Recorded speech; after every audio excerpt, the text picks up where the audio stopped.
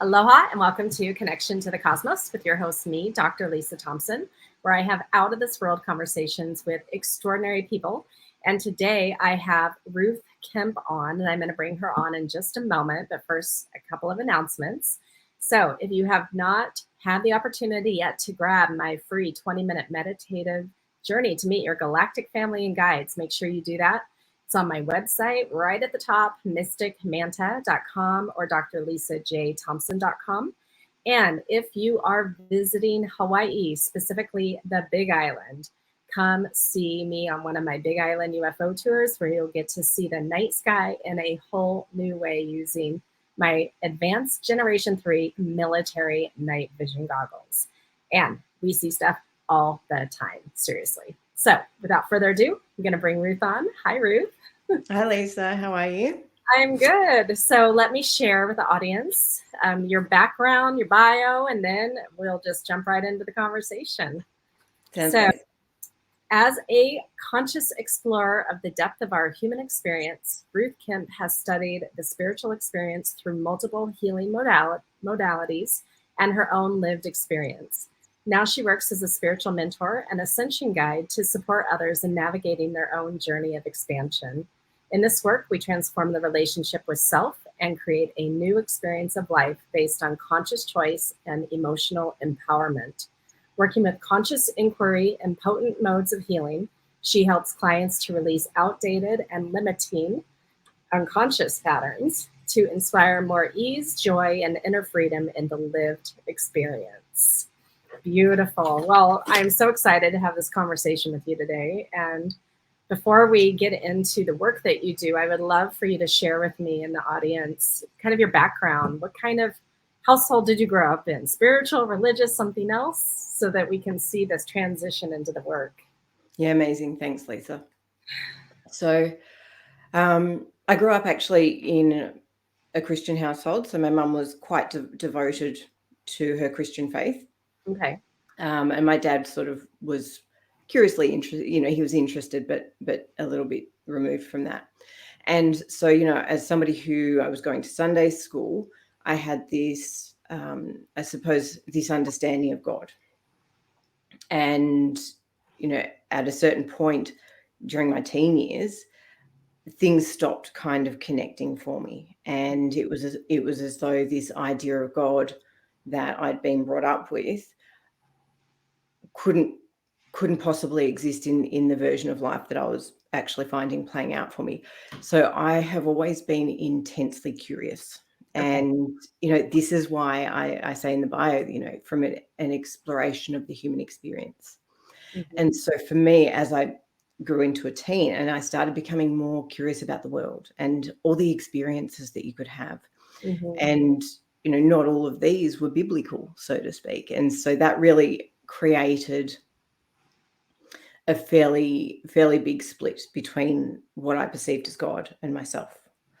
And so I went about my, I suppose, the mission that I was on quite Mm-hmm. unconsciously at that point. I had read a little bit of spiritual literature, which really piqued an interest in me in the concept of ascension and our metaphysical experiences. But so I went through probably the next 20 years or so exploring what I would call the darker side of our human experience. And, even through the less pleasant experiences, I always had this curiosity, this kind of observation mindset where I would see how I was experiencing certain things. And then in about 2013, so during this time I was working in corporate, but I had kind of this double life happening. Okay. And in 2013, it reached a point where I'd always suppressed my intuition, this deep connection that I had to something more, thinking, I'm not worthy. I'm, who am I to know these things? It's not corresponding with what I'm being told by other people. And so it was always suppressed. And it got to the point where I couldn't ignore it anymore. And that's when things started unraveling. And in 2013, I was kind of intuitively guided into doing Reiki, which got me into meditation, and through another energy modality that really switched on what I call our human antenna. And it was during that period where I stopped being able to ignore the significance of this higher guidance and this intuitive calling to be a little bit more than just, get up, work, eat, sleep, repeat, that kind of dynamic that so many people are living in.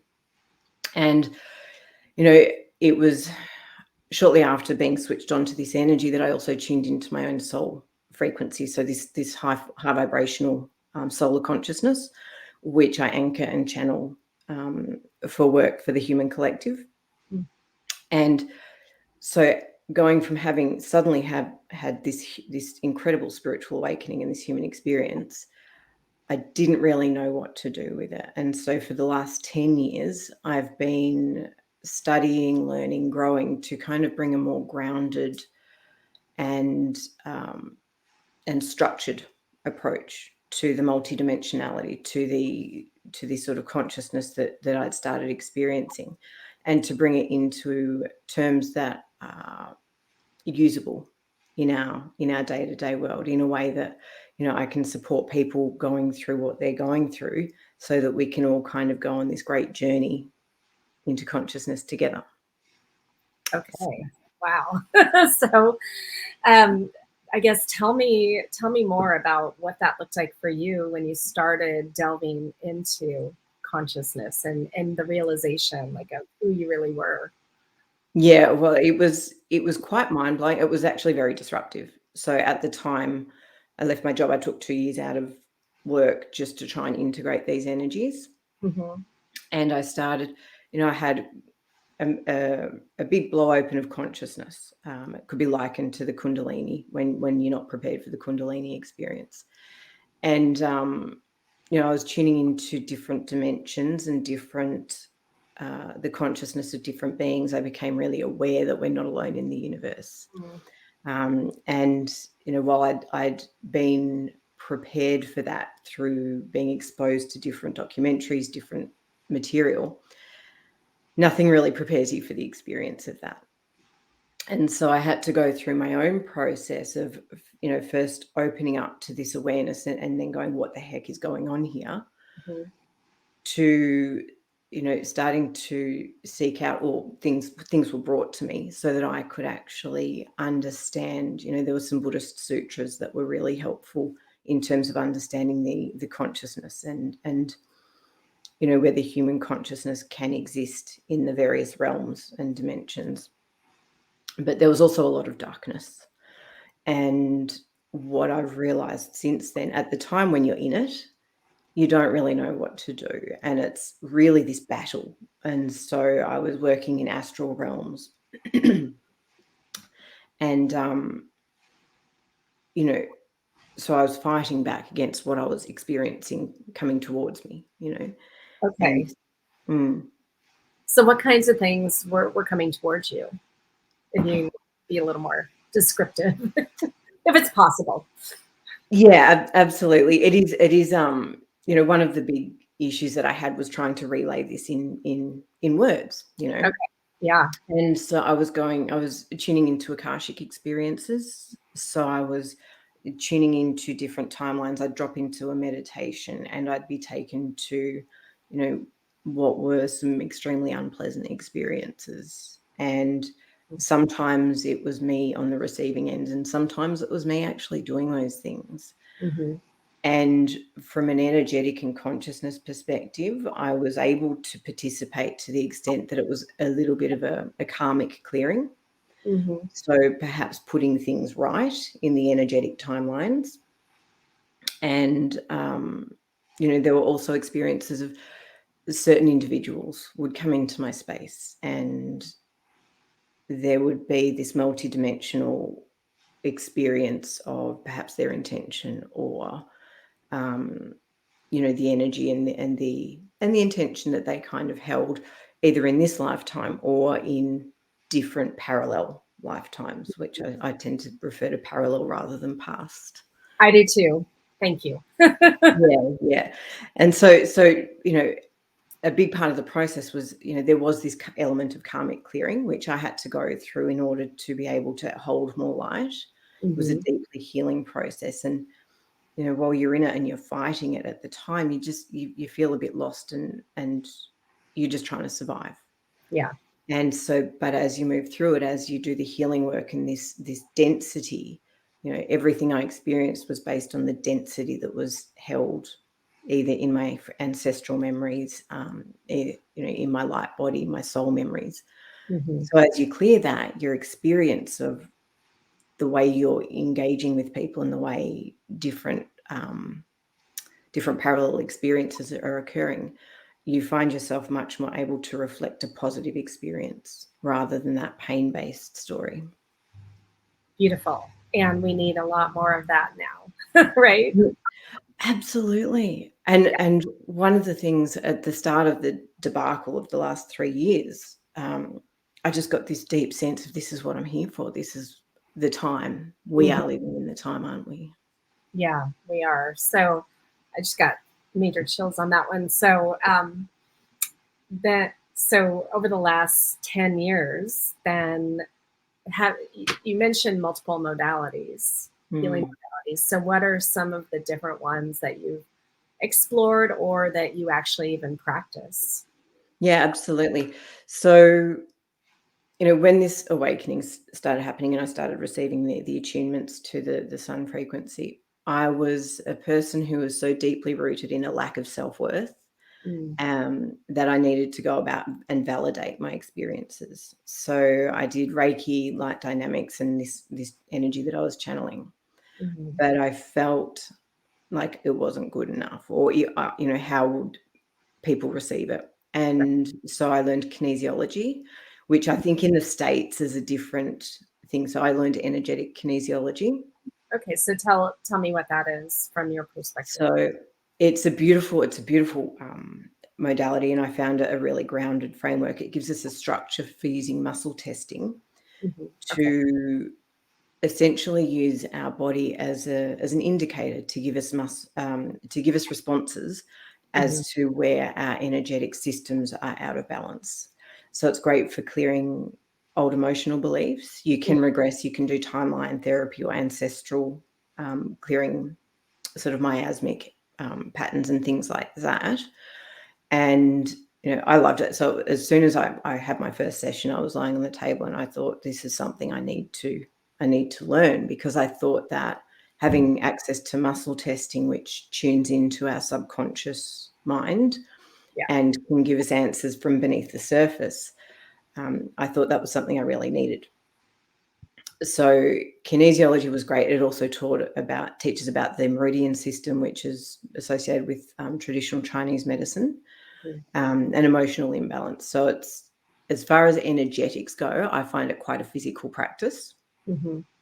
And so I did kinesiology for a little bit, but then it stopped feeling quite right, in Okay. terms of my soul work.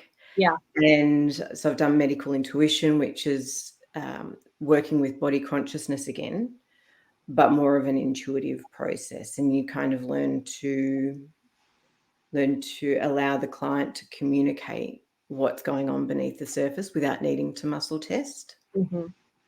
So I've also worked with things like liquid crystal therapies, which is that's an ancient Atlantean technology working with liquid light or geometric technology. So rather than a crystal essence, it's working with a geometric code brought together from the crystalline grids of the earth. Okay. Yeah, so that's a beautiful, the wisdom of that modality was really supportive as well in developing a context for this sense of soul identity and Mm, where we sit in the world. mhm. Um, yeah, so liquid crystal, that was actually developed by a guy in Australia. Um, so what else is there? And meditation. Actually, I should speak of meditation, because that's pretty much the first. And I'll joke that it saved my life when I was going through all of this stuff. I would sit for hours in meditation, and it was the way that I would receive light as a sense of, and it was still fear-based, because it was in the sense that I felt like I needed protection from what was going on around me. Okay. But as we grow through that, and as I kind of deepened in the understanding and the study of meditation, I find it such a profound and accessible tool for cultivating a connection to our inner world, Mhm. while also healing and balancing our physical body. So yeah, that's probably one of my favorite, I suppose, modalities to Okay. teach and to share with people. Yeah. So, okay, so just a question about the meditation, because there are so many different ways to meditate. And so for you, some people listening to you might think, oh my gosh, do I have to sit hours through meditation each day? I don't have time for that. What would you say to that? Absolutely not. And that is one of the biggest illusions that I seek to disrupt for people, Mhm. is that they can't meditate. That meditation has to be sitting chanting Om for hours every day. Absolutely not. Meditation can occur in 5 simple minutes. Meditation can be simply a matter of tuning into your breath and allowing yourself to feel the presence of your body, and to connect with the moment to moment experience. And when it comes to that, like you mentioned, there are a lot of different ways we can meditate. Mhm. And the one of the simplest ones is this mindfulness practice, where we just tune in to what we're experiencing, perhaps the feeling of the surface beneath us, and maybe breathing for, even 5 minutes. I did a meditation for a client the other day because she didn't have time, and I think it was about 4 minutes. And it was just something that would center her and to bring her back. So, and I find that really an antidote to the anxiety Mm, that so many people are experiencing. And so if I can just, yeah. share that my journey and my story, it's been really out there in some ways. But what I understand is that the vast majority of our population aren't, on some level, they may be experiencing that, but they're not necessarily conscious of that. And Mm, so we need tools which are approachable for people who need to just gently come into this process of shifting consciousness. And I find meditation a beautiful, accessible way of doing that.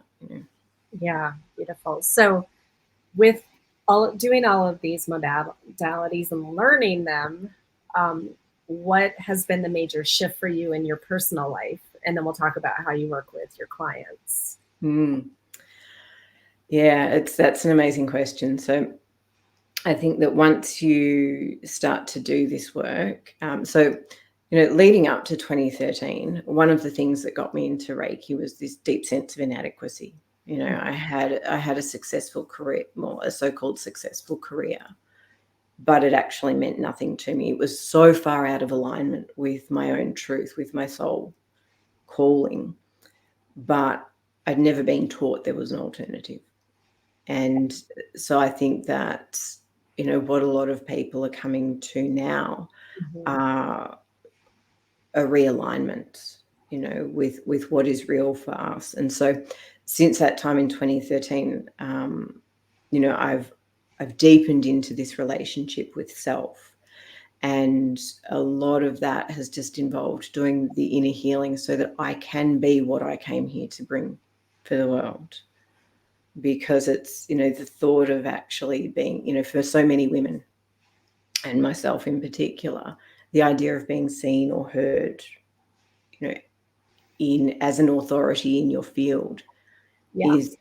is it's not, perhaps not scary on a cognitive level, but there's something deeply embodied within us which can trigger things like anxiety, that trauma response. I would literally freeze in front of, even just sharing in a small group.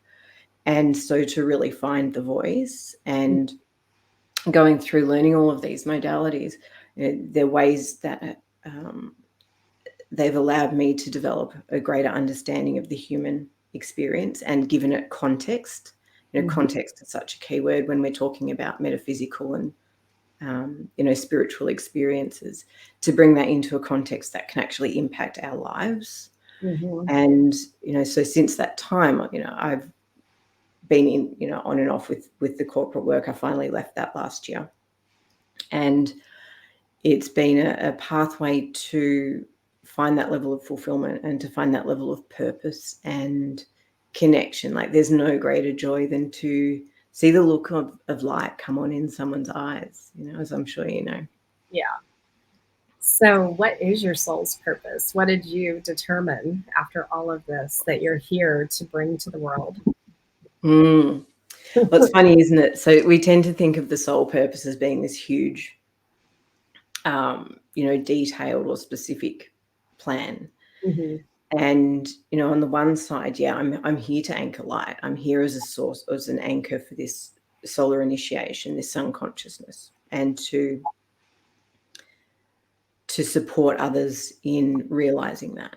So that's what this vessel has always been for. And I didn't realize that until, that's something that's always been with me. But my purpose is to support other people in finding that, to help switch the light on. And, in terms of a global perspective, it is to contribute that frequency to our collective consciousness. Because as more lights come on in terms of, our awakening and our healing process, you can awaken, or you can have an expanded consciousness without accessing the light in that. And so it's that two-pronged approach. And so my passion and my love is to simply support and uplift people, and whether that's through speaking to groups or workshops, or simply working with the one-on-one clients.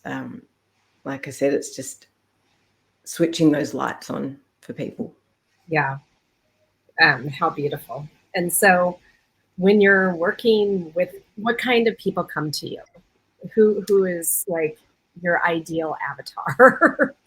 Okay, amazing. Yeah, so I work mostly with women, and I feel that's largely because I know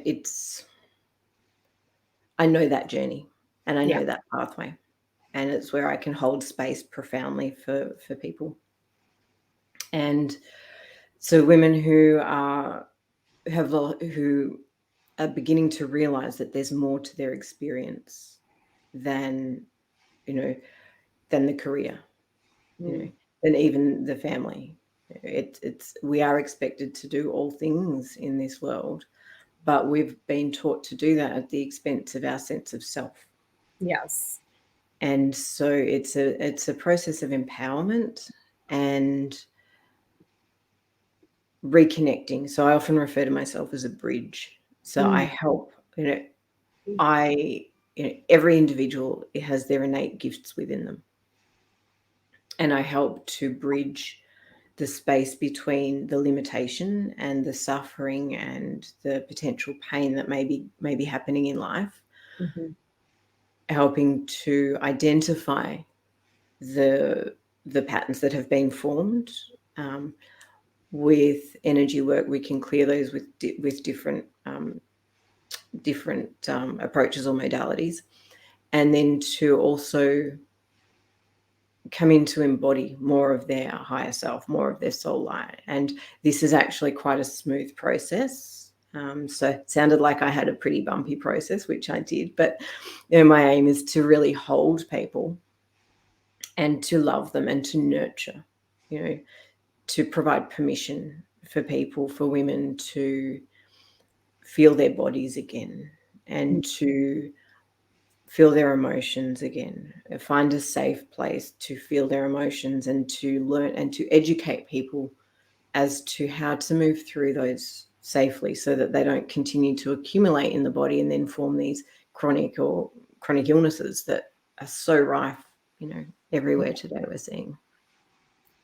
And so when someone comes to you, then typically, like, how long does it take for them to go through this process? Or is everyone different? Everyone's different.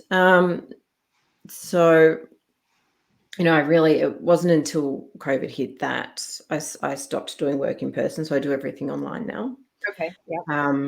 Some people might want to come for support through a particular scenario in life. Maybe there's something in particular which they're struggling with at that time. Um, and inevitably that's part of a deeper concern. So, I usually start with a 3-month or a 6-month package with people. Mm-hmm. And depending on how deeply they want to take it or how much support they feel like they need going forward, then we can extend that accordingly. But, for 3 months should be okay to move through a particular issue. Mm-hmm. But because we are in huge times of transformation and we are working with consciousness, Mm-hmm. not just our lived experience, often we'll continue to work together simply as a space holder, and to nurture their transformation. Like I've been doing this work for 10 years. I've had a number of different mentors, Mm-hmm. and so I'll hold space for as long as a person needs. Okay. So, what kinds of shifts have you seen your clients make? So one of the main benefit is anxiety, and being able to face life, I suppose you'd say. Self-love, being able to create loving, honoring boundaries Mm-hmm. where they don't need to feel guilty or anxious or obliged when it comes to people. As women, we're all people pleasers, because that's we're people pleasers who need to do everything for ourselves. And so there's that element in terms of how we're experiencing life. There's also just the sense of wholeness and connection. And so being able to listen to intuitive guidance and to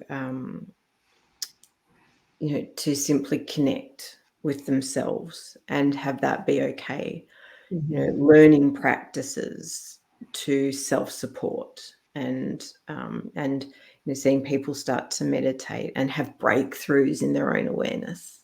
Just it's teaching people to become their own healer and to become their own authority. That is so important because, I mean, and I know the body has an amazing ability to heal itself, and Mm, we have all the answers inside of us. And yeah, so, yeah, learning. absolutely. Yeah, in fact, one of the more physical breakthroughs was we have a lot of fibromyalgia over in Australia. Interesting. Yeah, a lot of people having this nerve pain, and Huh. quite chronic. And one woman I worked with, she hadn't been able to walk properly for 6 years, couldn't take care of her kids, and we did three. This was actually back in kinesiology days, but we did 3 energetic kinesiology sessions. And the last I heard from her, she was off her medication, she'd moved out, she was taking care of her kids, and she was back at work. Wow. And so that's the kind of impact that just breaking through these emotional patterns, these fixed emotional energetic patterns, can have for the way life is lived. Yeah. Well, so, okay. So that brings up an interesting question. What is going on in Australia where people are, what's the emotions behind fibromyalgia? Well, that's actually really interesting, and everybody will have a different pathway to Okay. get there. But there's a great book called The Metaphysical Anatomy, and that offers some suggestion. Often it can be around feeling trapped in your body and not wanting to be here. So it's kind of like where an aspect of you really wants to be somewhere else. And Mm-hmm. so it kind of breaks away, but then we're still trapped in the body, but we're in denial of that. And so we're trying to separate ourselves from this human experience. And so you'll have this debilitating pain where you're unable to engage with life because life is just too painful. And so there's this part of us which is dissociated. In this instance, there was a point of grief that had occurred at the onset, or of the condition, Mm-hmm. and the pain of being in the world was so great that the body was then reflecting that pain. Okay. And yeah. So that's one of the approaches, is that sense of feeling trapped in our bodies. Okay. Which, I mean, that makes sense because, that's one thing I've always been interested in understanding what are the emotional root causes, of different illnesses that people create. Because in my own Mm. family lineage, there's this whole heart thing. I mean, there's a lot of illness that is just through the whole ancestral line that I've been working on clearing, right, for years. And so I believe everything has shifted. I have been told I have energetically cleared that. So we'll see. Amazing. Yeah, that's fantastic. And I love that you're doing that. And that also speaks a lot to epigenetics, doesn't it? And the fact that our genes aren't necessarily determining our Yes. experience. Yeah. Well, and I'm a huge fan of Dr. Bruce Lipton. I've been Mm. following him since the late 90s. And, as a former biologist, when I was teaching my students, biology, and I snuck in some of his work. And this is back in, like 2000, 2001. And they're like, well, this isn't in our textbook. And I'm like, yeah, but in 25 years, it probably will be. And it's going to, it's legit science. That's fantastic. And that's what we need. We need more people, who are in those fields, who are willing to adopt, the new science and the new wisdom behind it. Yeah. Well, and I mean, I've been out of academia for 20 plus years now. And so, because it was too confined and I didn't fit in the box very well. So Mm. now people are, a lot more open-minded, even with the Interesting. consciousness side of things, right? Yeah, absolutely. It's breaking through, and it's slowly breaking through. I think there's still a lot which is denying of that, of we've seen in the last few years. People kind of not willing to give up their previously held fixed beliefs. Yeah. Um, Okay. Well, so when you're saying that you're an ascension guide, tell us more what you mean by that. yeah, amazing. So ascension to me is basically the process of healing. And so consciousness and healing and ascension are all kind of related dynamics.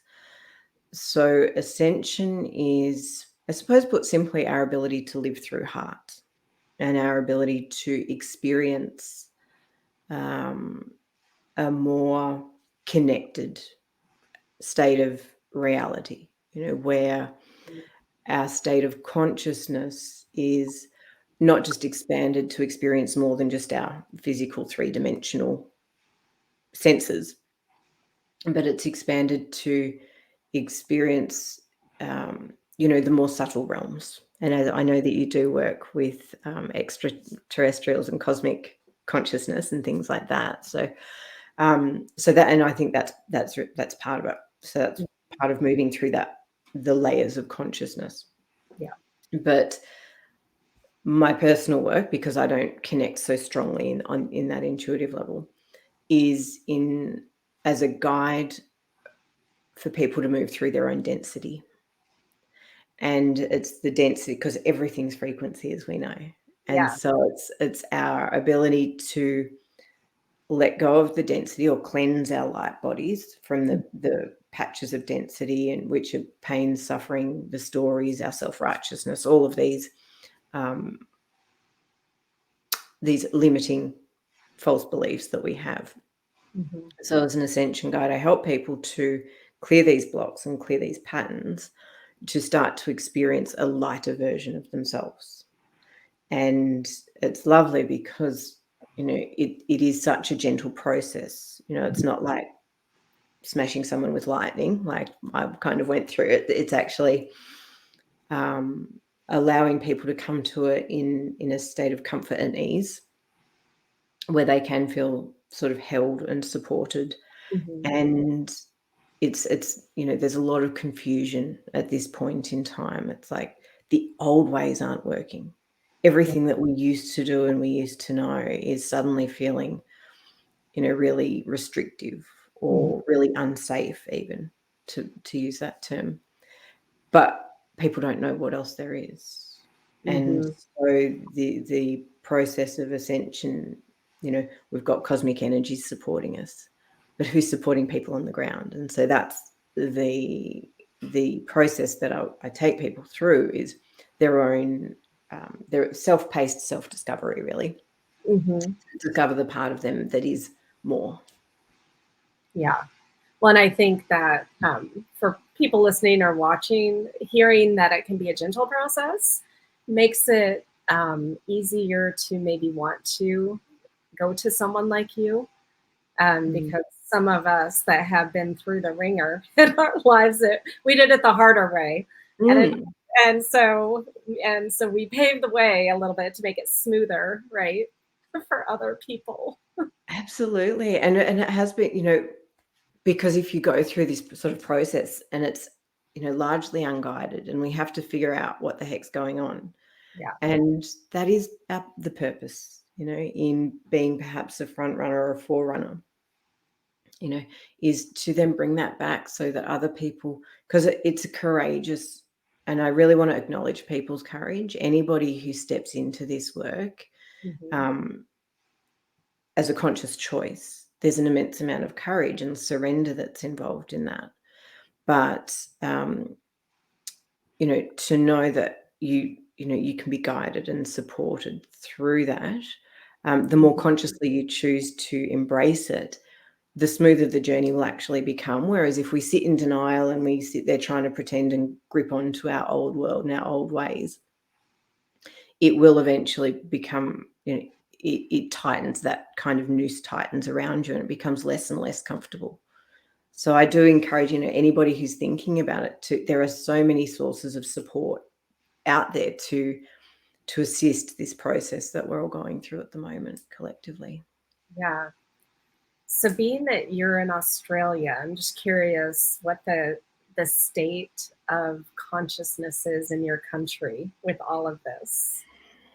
Well, that's a really good question, and I suppose it depends.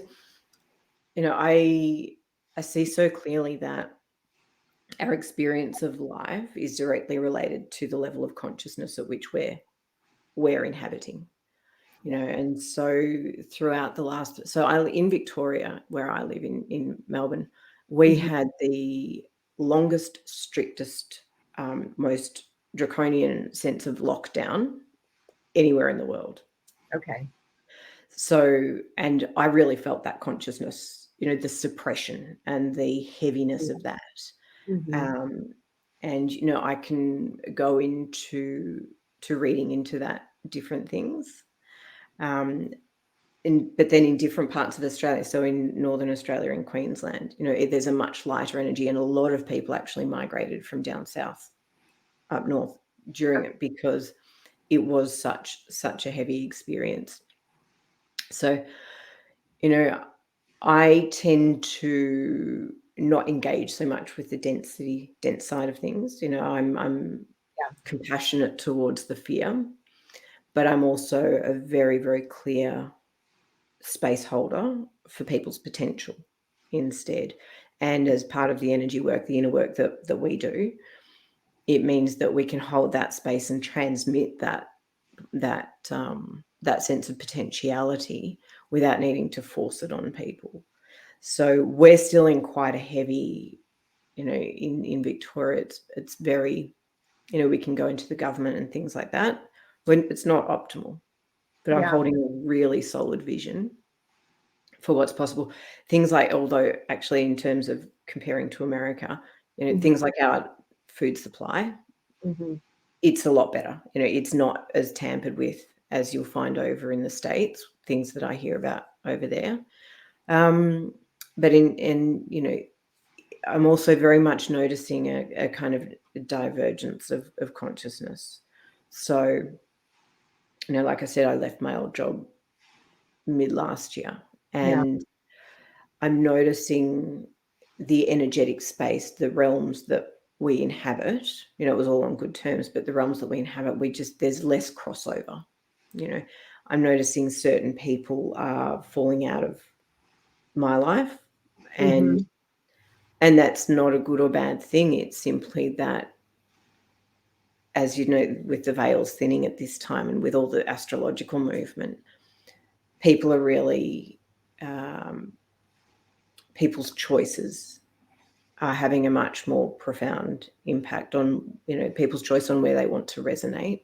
It's much less of a mishmash soup. We're noticing perhaps there's more of a divergence in terms of, right, if you want to remain attached to your old ways, then you can do so, and come speak to me if you'd like to not. Yeah. The time for trying to force anything on anyone is over. People have to make their own free will choices, and droplets of inspiration may come through, and curiosity might start to peak, and we'll see people, this wave of consciousness being brought through to, I suppose, slightly more aware states of being. But it's quite split at the moment. Yeah. Is that how you're kind of feeling things as well? Yeah. I mean, I where I live in Hawaii, though, I feel like I'm in this little happy bubble in the world. I feel safer here on an island, the most remote place in the world, this volcanic rock, than I do back on the mainland. And so it's interesting because I myself had pulled myself out of being part of the polarity, and I'm more of the observer of it. And I'm following what my Arcturians are telling me, which is do not judge. Come from that place of love. Create your own joy. Follow your own passion. And for me, like when I am actively in those states, everything in my world is beautiful, right? And so we get to create our own reality and our own timeline experience of what is going on. Absolutely. I agree 100%. And so what you said about, I feel like I'm in my own little bubble as well, because I choose steadfastly where I want to resonate. But, in the same sense, there is a lot of chaos around, which, I'm a beacon for peace. Right. And so while I think that's one of the things in building through the spiritual path, through their self-healing, is to be able to sit amongst the chaos whilst experiencing that peace and experiencing that non-judgment. I refer to non-judgmental curiosity a lot in terms of what's necessary for people to be able to evolve and go through this ascension process. Because when we judge, we simply focus on the separation and what's wrong.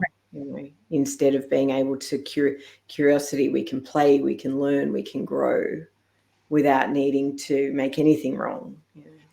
I love that. And I have always been extremely curious throughout my whole life. And I'm just curious, and we're always curious. So, and open-minded, learning new things, exploring, right? So, in our last little bit of time here, what would you love to share? What words of wisdom do you have? Yeah. Okay. So I suppose for anyone watching this, anyone who's going through difficulty, I want them to know that it's okay. And, I love the phrase that this too shall pass. I'd invite people to really, through meditation is such a potent key to moving through this process. We're not alone. We are all doing this together. And, reach out, There is support. You don't exist in isolation. You exist as part of this brilliant whole. And, even though, back to this idea of judgment, I've kind of eradicated the terms good and bad from my vocabulary. Now I prefer to say this is simply unpleasant. I would prefer not to be experiencing this, or so there are pleasant or unpleasant experiences. Nothing's inherently good or bad. So, to people who are finding themselves confronted or uncertain about where they're going, tune into your center, tune into the knowing of the heart, and allow yourself to practice this art of non-attachment, knowing that we live in a matrix. It's a very persistent matrix. So that sense of reality, we are living this life, but it's also a quantum reality. And so, everything has its purpose, and where you are is perfectly fine. Beautiful. I love that. Well, so how can people find you? Share your website, what socials you're on? Sure. So I'm on Instagram, and my website is www.ruthkemp.co. And so on there, if I've got a couple of free offerings there, there's a masterclass which you can download for free. I did that on empowered emotions. And so it's just 3 keys, like 3 really simple steps, but that are really potent in taking back your emotional power, instead of getting blown around by fear-based and disempowered thinking. So there's that. There's also meditation. And I've also done a 5-week course, which is actually a paid product, but it's a beautiful, whether you're an experienced spiritual practitioner or whether you're somebody who's been, on this expanded consciousness, it's a really beautiful grounded process for getting into a practice of self-knowing, bringing you back to heart, but also understanding how our mind and emotions impact our physical body and how we can learn to create more in the world. So ruthkemp.co in short. Well, thank you so much for being on, and I appreciate all of the work that you are doing, and we need more of us out there. So yeah, people, go through your awakening and help be the light. Yeah, thank you so much, Lisa. It's been beautiful to be able to share. So thanks for such a wonderful conversation.